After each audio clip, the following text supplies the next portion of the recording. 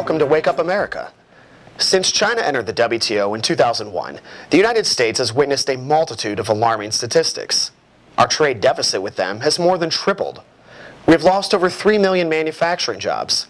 Between 2001 and 2009, we lost 42,400 factories.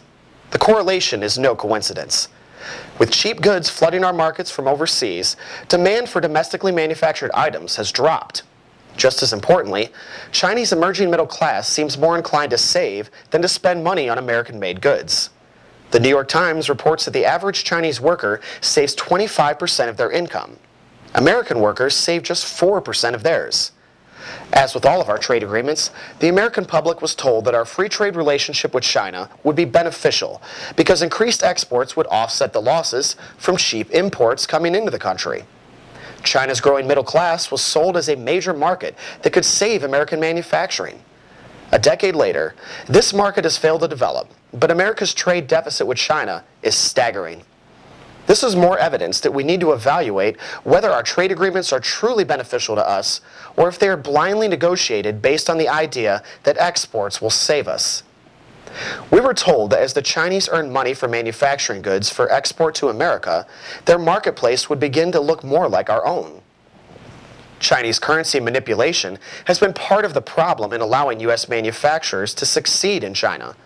By artificially devaluing their currency, the Chinese have been able to make American goods sold in China relatively more expensive. Meanwhile, their exports to the United States are essentially subsidized by the low value of the yuan.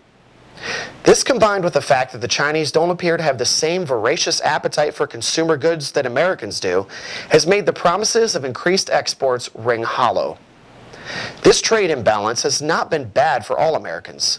Those who run multinational corporations that profit off all cheap foreign labor are still doing quite well. Those who hold stock in those companies can also cash in on some extent. But as middle-class jobs continue to disappear, there will be less and less Americans who can even afford to own stocks. This will further divide America between the haves and the have-nots.